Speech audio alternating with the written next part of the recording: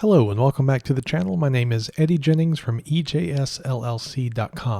This video is going to be another in my series of RHCE practice session videos for the Red Hat Certified System Engineer exam. Before I dive in, I want to thank returning subscribers for watching another video, as well as invite everyone who's watching, if you have not subscribed yet, to click that subscribe button and ring the bell when you do, so you can be aware of when new content comes available. If you enjoy the video, make sure you click like, and if you think others would find it useful, make sure you share it with others.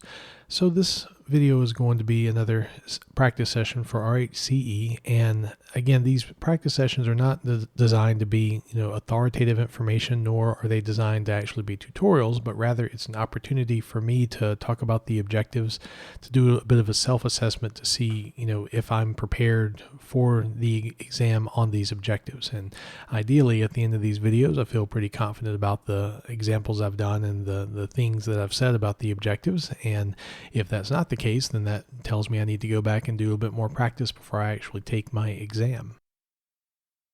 So this video is going to cover the objective create and configure file systems, which is underneath the be able to perform all tasks expected of a Red Hat Certified System Administrator group of objectives for the RHCE exam.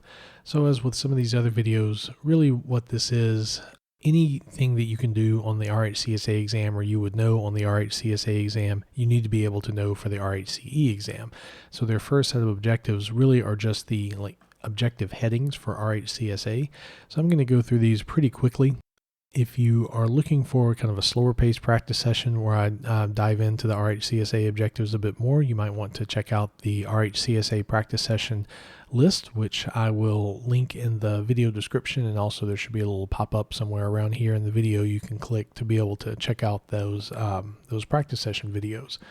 So one thing I'm doing with these objectives in particular is I'm not doing any type of preparation prior to making these videos. Most of my preparation I've done for the RHCE exam has been specifically working with Ansible, because that's what most of this exam is about. And so these sessions are really useful for me in the fact that I'm about a month or so out from the exam, and this shows me what I still remember from RHCSA to see what I might need to brush up on. And I encourage you, when you do your own preparation for RHCE, to do something similar. Don't just kind of gloss over these objectives. Go back and see how much you remember about them, or if there's things that you've forgotten, and there probably will be. I know there have been for me in these videos.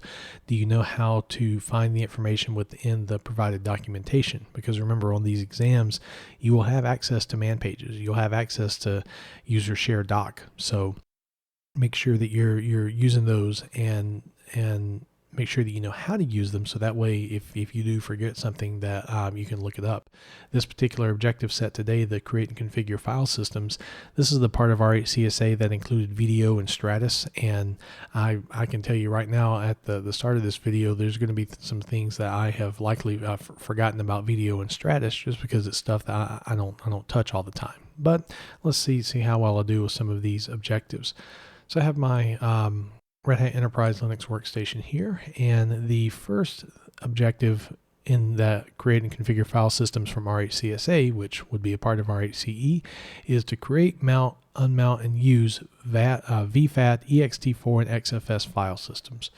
So this shouldn't be too difficult. Let's SSH into one of my lab servers here.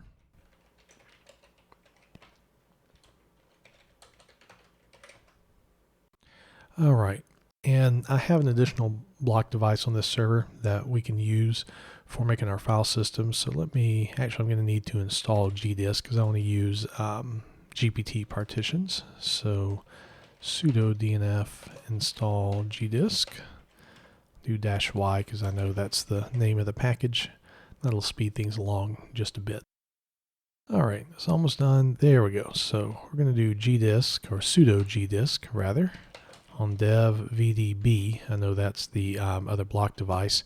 If you're not sure about block devices you have, you can always do ls block. That'll show you your block devices, and you can do sudo fdisk-l. That'll give you your block devices as well. So sudo gdisk dev vdb. I'm going to make a few partitions here. So we're going to do n for new, partition 1. We'll keep the first sector by default. We aren't going to make these large. We'll just do 100 megabyte for the last sector. And we'll keep the file system code at just regular Linux 8300. I'm going to make another partition, make it 100 megabytes as well, and one more partition. Oh, made a mistake there. Oh, that's fine. I'll have some non-contiguous partitions. That won't be a problem for what we're doing here. So there's going to be 100 megabytes worth of space on this disk that won't have a partition, but that's not the end of the world. All right, so we'll write these. Say yes to the warning and part probe. Make sure, sudo part probe. There we go. ls block, and there we have our 3 partitions there that we've made. So once you make a partition, or I mean, you didn't have to make partitions for this, but since we're going to be doing multiple file systems, I wanted to make a partition for each. You will then format whatever your block device, in this case these partitions, with a file system.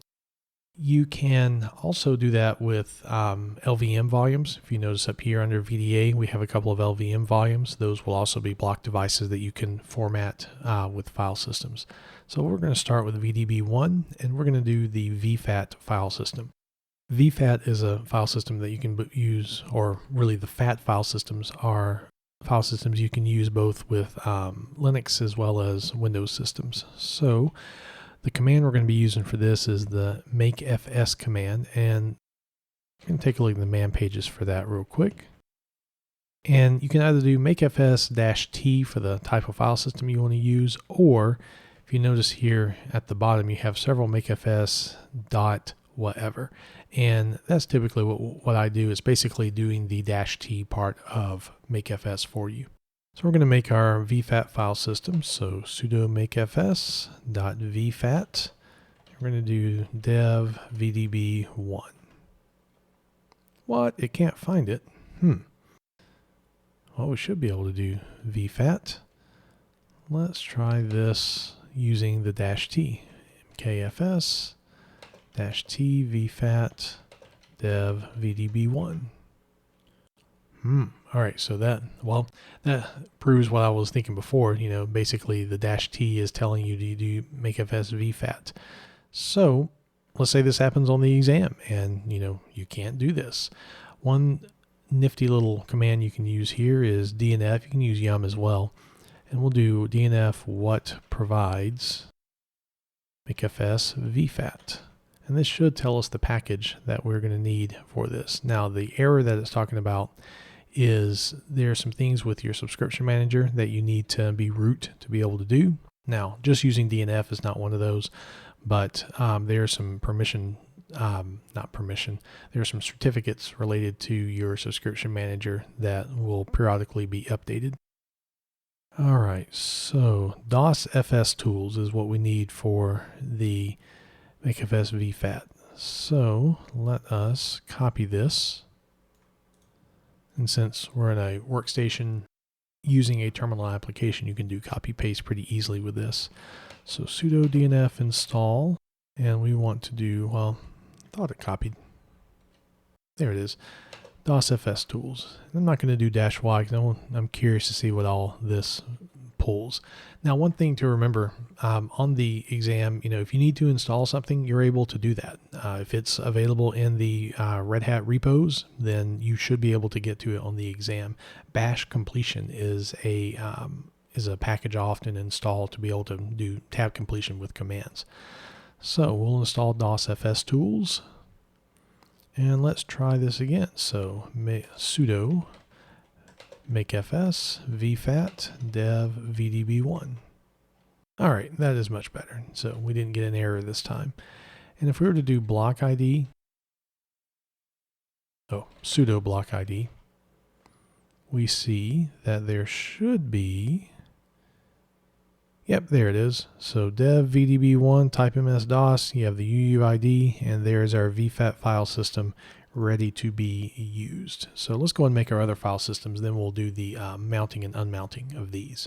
So next we're going to do ext4, which of common file system on Linux. We'll do mkfs ex. Oh, let me clear my screen.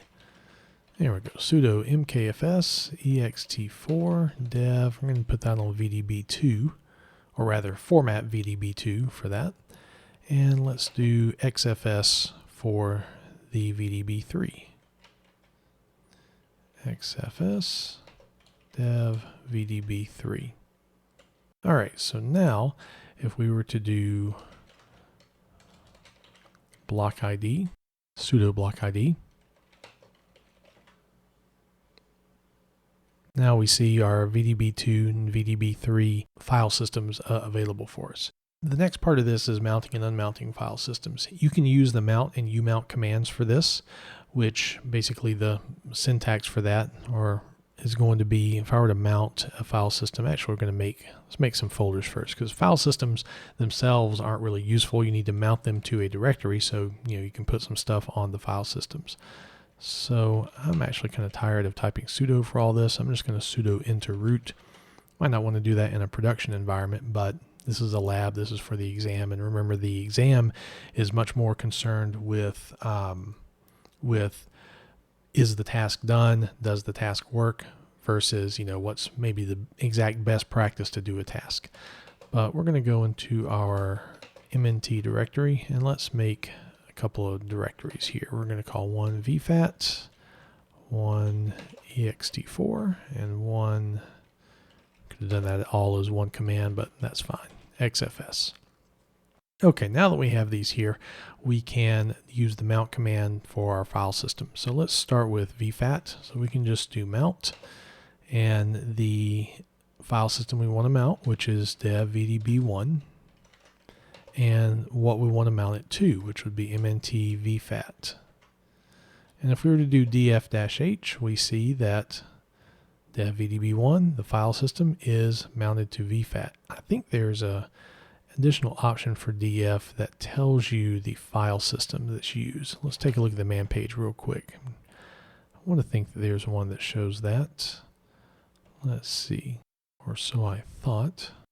If you're watching the video, you probably see it right in front of you, and I am somehow missing it. I swear I've seen that before. You can see the file system. Dash capital T. As I said, it was just staring me right in the face. There we go. And we see our file system vfat for that. We can do the same with the other file systems as well. And if we wanted to unmount this, you do umount, or actually, let me do something real quick. Let's go into that mnt vfat. And now let's try to unmount it. So it's going to complain that it's busy. So if you're having to unmount something and you see that, it's probably because there is something that is either, you have a terminal that is in that directory, or something is doing something to that directory. So let's back out a level, and we can umount mnt vfat. All right, so that's mounting and unmounting. However, just using the mount command to mount something is not going to persist. And remember, with any of the Red Hat exams, your configurations have to survive a reboot. So to make it persist, we're going to edit the etc fstab file, which that is what's read to be able to mount stuff, at boot time. So let's vi into etc fstab, and we are going to add all three of these little file systems that we've made here. So one thing I'm going to do, when I mount file systems, I typically mount with the UUID. Now you can use the file path to the file system if you want. You can also use labels. I tend to use UUID just because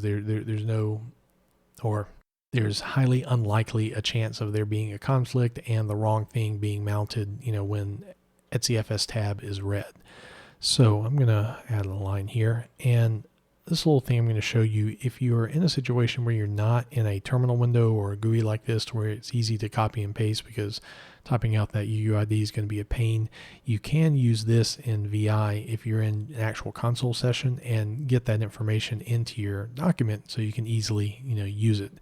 We're going to do the :R command, which says any command that's run, write its output to your document. So we'll do exclamation point, block ID, and there is the block ID command. So we want, I'm going to DD away some of these lines. We're going to start with VDB1 because that's our vfat file system. Getting rid of the stuff that we don't need. Now, of course, it would have been faster just to copy paste, but I wanted to show you using that :R. You can also keep the quotes for UUID. I've done this both ways. So we have our UUID. These are space delimited fields, which I think you can use tabs as well. We tell it where we're wanting to mount to, which that's going to be our MNT vfat folder. We tell it the file system we're using, which is vfat. We give it some options, which that will come in to play, I think, with Stratus and VDO. Otherwise, defaults will be perfectly fine. Then we have 0 and 0, which refers to checking of file systems, and I think doing like a memory dump or some type of data dump, whether or not you would include this file system with that. All right, so that is our vfat line. Let's do the same for, oops, go back to command mode here.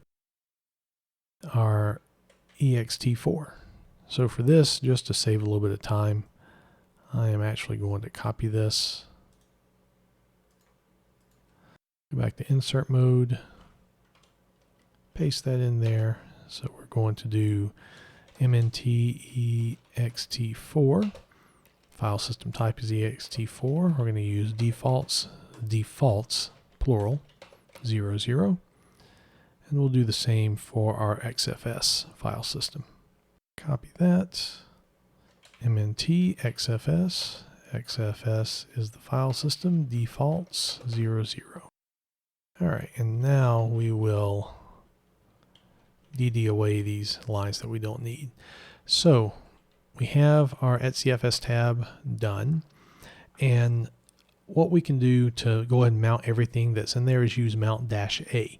This is also a nice little trick as far as if you're worried if a mounting configuration is going to persist through a reboot. This can save you a little bit of time versus trying to reboot your system to test. Just mount-A, and let's check df-h, and we see that everything is mounted, and we'll do ht to see the file systems. That will kind of simulate what you're going to have on the reboot, so you don't have to take the time to do that, and you can verify that your configuration is going to persist. So I think that covers, create, unmount, mount, and use vfat, ext4, XFS file systems. I guess the use of that would be we just make a file in each of these directories, and thus we're using the file system. Now the next thing is mounting and unmounting network file systems using NFS. So this is going to be a bit of a challenge for me because I haven't touched NFS in a bit. So let's see what I remember for that. So, what do we want to do? We want to do this on the server, or we want to do it on my client? Yeah, let's do it on the server. All right, so let's make another directory here, mkdir, and we're going to call this NFS. All right, so I'm going to open another tab. I guess I could have done this from the actual server. Let's SSH into our second server.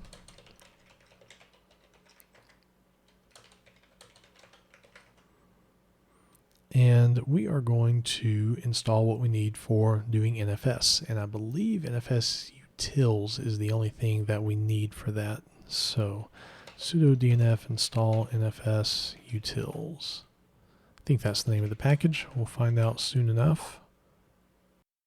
Now, this might already be installed on your system. My lab environment, I always use minimal installs for the servers, and I do that because I'm assuming that whatever environment I'm working in for the RHCE exam, that I'm not going to have various tools installed, and so I'll need to know what to install for that. All right, so now that we have this installed, we can start doing our configuration here. I'm going to go and sudo into root, and let's go to the actual root directory, and I'm going to make a directory called NFS share. And I'm going to rename it to actual NFS share. There we go. Okay. So to make a file share with NFS, I'm going to have to rely on my memory here. This shouldn't be too terribly difficult. There is a command that is the RHCE export. Or not command, but there's a file that's RHCE export. So let's go into our RHCE directory. There should be, yep, RHCE exports. So let's VI into the exports file. And yeah, as I thought, it would be empty. I'm just curious because I remember we have to give it the path of the NFS share that we're wanting to export. And we also have to tell it some options like read write and whatever host that we want to be able to have access this. So let's man NFS, see if that, okay, good. So that gives us some information here. Yep, that's what I thought. So server path, the mount point, FS type. Well, that's for RHCE FS tab, but there should be one for the exports file. See if there's something at the bottom. C also is also useful for this. Exports. Yeah, that's what I thought. So if you're on the exam like me and you have forgotten about how to do your RHCE exports, here is your man page for that. Now, if I remember right, yep, physical file systems with an FS server, and then we give it the formats. Yep, this is what I remember. So you would have, you know, whatever the directory is. This you can use name resolution, or you can use IP address, or you can use star for everything. The options here, you have, this is saying read only. You have no root squash. Typically, you're not going to do no root squash because from a security perspective, you don't want something just gallivanting as root. But this gives us this gives me enough information to do what I want for this. So I'm going to copy this here. VI RHCE exports. And go into insert mode, and we're going to paste, and we're going to change the information here just a bit. So what do we call that? NFS share. I'm just going to stick with star because, or I guess I don't have to do that. Let me do the subnet. So I think I can do 192.168.80.0.24, and we want just read write. Those are the only options I want to pass it right now. All right, so we have that. We can do export FS, if I recall. That is the command, and so that basically has now set up our export. So in theory, we would be able to see our exports and be able to mount the file system. So let's see if that's going to work. I can already tell you it's not, because there's one key thing I haven't done yet, but I'm just curious to see how this is going to look on this side. Now there should be, what is it? I think it's NF. Let's see if tab completion can help us here. NFS. No. All right, let's take a look at the man page. There's a command you can run. We don't have anything for NFS. I need to install NFS utils on this. Perhaps so. So let's do that real quick. I'll need to do sudo because I'm already root. Install NFS utils-y. There's a command you can run that, show mount. That's it. Oops. Well, anyway, I don't think I would, be penalized for installing NFS utils if I don't actually need it. That's what I wanted. Show mount. Yep. -e. And then we'll put the name of the server that is going to be serving up our NFS stuff. Now this is going to say unable to receive, and the reason for this is going to be our firewall.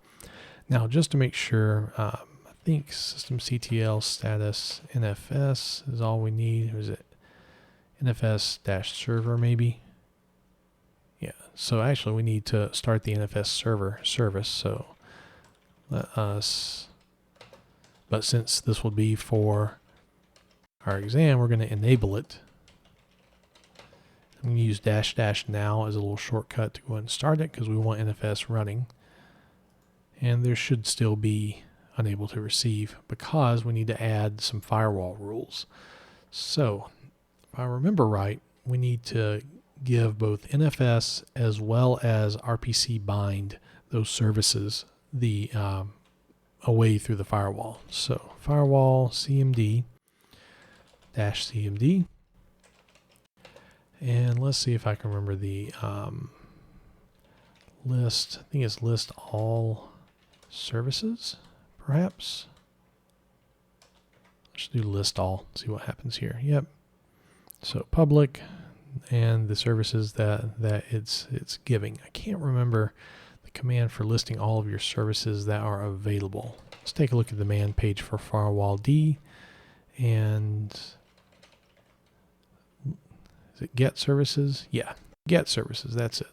So firewall command dash get services, if I spell firewall correctly. And of course that's in a list that's difficult to read. There's NFS, and there should be one for RPC bind as well. Yeah. So what I'm going to do, I'm just going to put this on the default firewall profile. So we'll do firewall CMD dash permanent, because remember, any configuration we want it to persist. We're going to do add service equals NFS and RPC bind. You might be able to do 2 for that, but single commands, not going to be a big deal. Then we need to do firewall command dash reload. Since we're doing this permanently, we have to have it reread the configuration. You can do this without the permanent command, and you don't need to reload it, but again, everything we want to do, we want to have persist. So now show mount dash E. What? No route to host. What else am I missing? Ah, mount D. I think that's another service I need for that, if I remember correctly. Yep, and it's even in the list. So let's do mount D.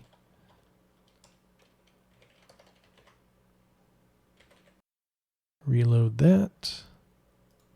And show mount. There's our mount. Excellent. So to mount NFS, we can do the traditional mount way for that. And let's see if I can remember the just mount command for that. We'll do mount dash T NFS, and let's see if I remember correctly. We have to do, well, I don't think we have to do necessarily IP address, but we can do lab rel svr02 colon and then the path, which is going to be NFS share. And we're going to mount that to MNT NFS df-h.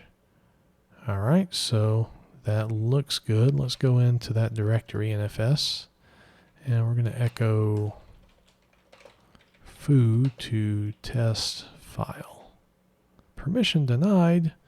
Grumble. You know, that might be, let's do this. CD / I'm back on the other server here. That's probably, even though you are root, but remember we're squashing root privileges there. So I'm just going to change mode this to 777. You probably would never do this in production, but this is just testing here in the lab. And I have a feeling on the exam they probably don't care about the actual permission. Let's see if this works now. All right, that worked. So it was a permission thing. I know NFS inherently, I think, was it NFS version 4? You can actually do some like access control lists and such with NFS. Unfortunately, NFS is not something that I touch often, and that's just a byproduct of primarily working in the Windows administration space right now, and we just don't use NFS a lot on Windows.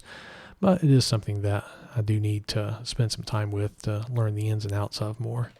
If I were to ls -l NFS share, we should see our file and written by nobody, and that's the root squash part. And if I were to cat that, NFS share test file, we see that. So one thing you might need to do is work with those permissions and just give it 777 to be able to function with that. All right, so let's get out of this directory, and we're going to unmount that. So The issue is we need to make this persist. So if we were to do etcfs tab, and we're not going to have a UUID for this particular mount, so we're going to do labrel svr02 nfs share. We're mounting it to mount NFS. The file system is NFS. We're going to just use the defaults 0, 0.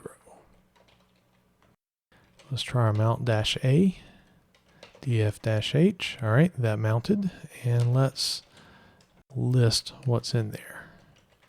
And there's our test file, so that'll work. Now, this is kind of a strange thing with the RHCE exams and kind of a complaint that I have with the objectives. There is nothing in this objective for RHCE or RHCSA that talks about AutoFS. However, almost every tutorial I have seen, with my own studies for RHCSA and some of the stuff I've worked with RHCE, if it talks about NFS, it always talks about using the AutoFS service. Now, I don't know how you would possibly know that you need to use AutoFS, and you might not need to use AutoFS, but I'm mentioning it because it's something that I've seen come up in training materials. I want to take a stab at it real quick and see if I can make that work. Again, it's not something that I use all the time, but I do know it's a thing. I remember with the RHEL 7 version of RHCSA that AutoFS, I'm pretty sure, was a part of the objectives. But also like LDAP and such was too, and that didn't come over to RHCSA. And of course, I can't tell you what I actually encountered on my RHCSA exam. Even if I could, I wouldn't because of the NDA. But I do mention AutoFS just because I've seen it in a lot of the training materials that I have touched. So we will keep this on SVR01. Let's unmount or umount rather. NFS. We're also going to the etcfs tab directory, and let's remove our line. So that way we know that none of our stuff, and if I were to mount -A again, df-h, that mount's not there anymore. So let's do DNF search AutoFS. See what we can find here in DNF, because I know that's not something that's going to be or I would imagine that's not something that's installed by default. So let's DNF install AutoFS -y. All right, so I'm trying to remember about AutoFS, because I did practice it a couple of times with my RHCSA preparation, but again, it's been about a year since I've even touched that. So if you were on the exam and there was some objective about AutoFS and you're like, oh my God, what do I do? Well, let's see if we can figure this out together. So let's go into the etc directory. So I remember there was something. Yeah, now this is coming back to me, this idea of automaster and automaster.d. So let's vi auto.master. And one of the reasons why I'm going here first, yes, I could probably find some man pages for it, but often commands are going to have either like a default configuration file or something in user share doc that might give you a bit of a hint and clue a little bit faster than man pages would, because this is kind of coming back to me as far as we have the name of the mount. So mount's done, host will provide that map. Yeah, this is sounding familiar. Yeah, so it's like in the master is going to be basically the mount statement, and then you can have some more fine-grained stuff with when AutoFS. You can do it maybe for your home directories and such. So let's quit out of this, and let's there's autofs.conf. See what this tells us. All right, yep. We're not going to have to do anything with this, I don't believe. Yeah, we're just working with those master files. And then let's do less auto MISC. There we go. That looks a bit familiar as far as what we're actually going to do stuff for. The automapper. All right, so let's take a look at AutoFS man page. That's going to be 8. We're going to look at 5 as well. See also automount, AutoFS 5, man automount. All right, so that is the master map. All right, and man 5 auto. That's what I want, man 5 AutoFS. So formatter of the maps. Yeah, that looks somewhat familiar. So I remember there's something about the file name as well. That was significant. So this is basically saying we want NFS whatever to be that directory. I think we can give it some options as well. Yep, dash read write, drag map server. That's weird. I don't recall that as well. Okay, let's see if we can make it work. Clearly this is something that I'm going to review a little bit more before I take RHCE to make sure that I do have this kind of in my head and functioning. So we have our master, and let's do vi auto.master again. Okay, I see. So that's going to be, let's see, auto. Ah, yeah. All right. So this, I think what I need to do is my mnt nfs, and we're going to do etc auto dot nfs. Okay, that's making a little bit more sense. All right, so I have auto.net. Where's my auto.nf? Oh, I haven't made the file yet, of course. So let me cat auto.miscellaneous. Then this, we have mount options, location. Location part is what kind of is what's throwing me off a bit. But let's try it. So we're going to just echo here. We're going to do, call it NFS. And the option that I want is read write. And the FS type will be NFS equals NFS. And the actual mount is going to be lab rel svr02, and that was NFS share. Of course, let me redirect that to auto.nfs. All right, so I think this is what I want. All right, so now systemctl status autofs ctl, not clt. All right, so that's going to be a service that we obviously need to have running. So systemctl enable autofs -- now.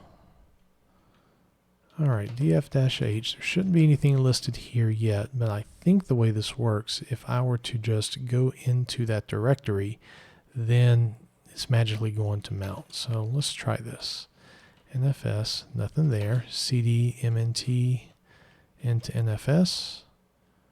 All right, and there's nothing there. df-h.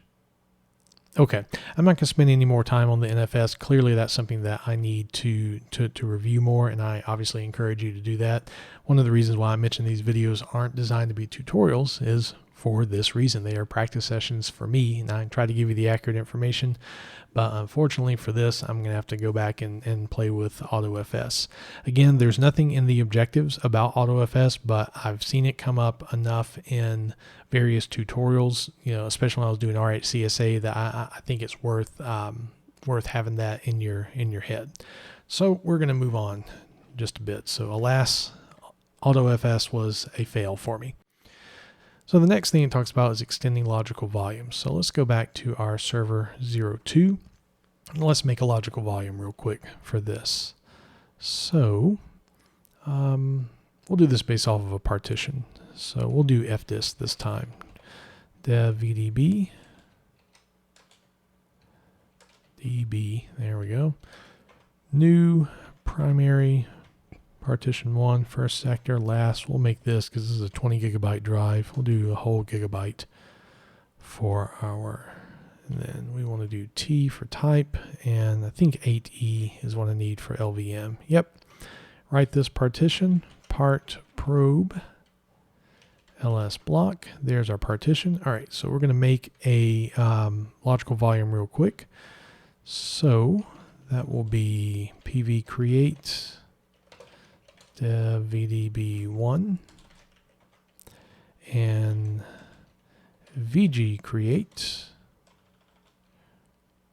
Let's see, extend logical volumes. All right, so vg create, if I can spell, test vg, and dev vdb1 is our physical volume.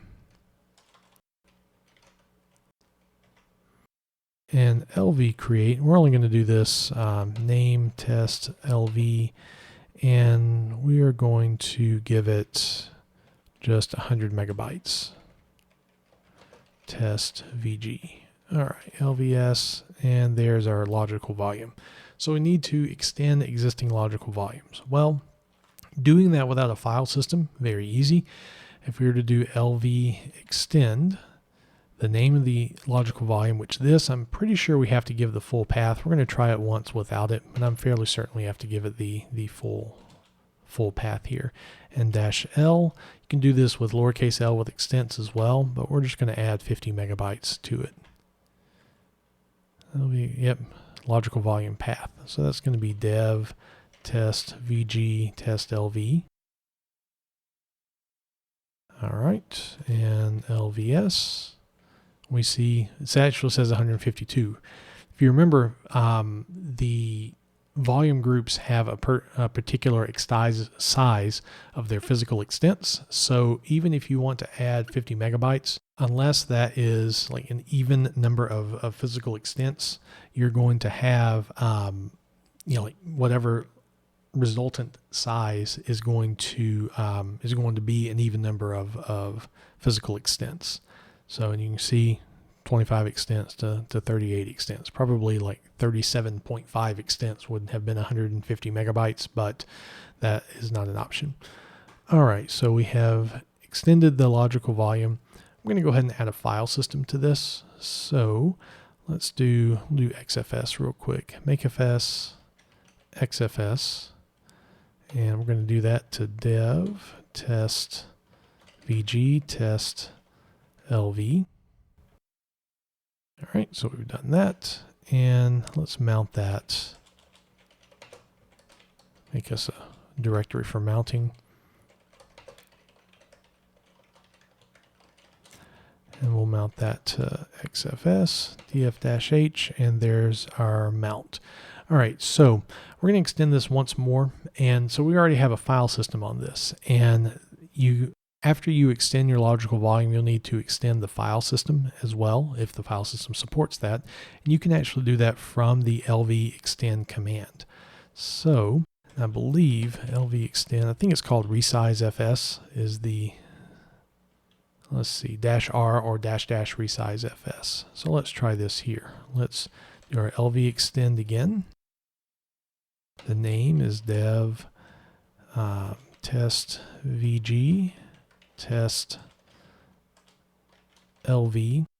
We're going to extend it another 50 megabytes and resize FS.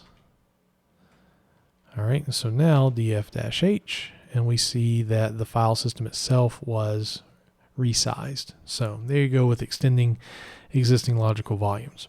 Now we have create, configure, set GID directories for collaboration.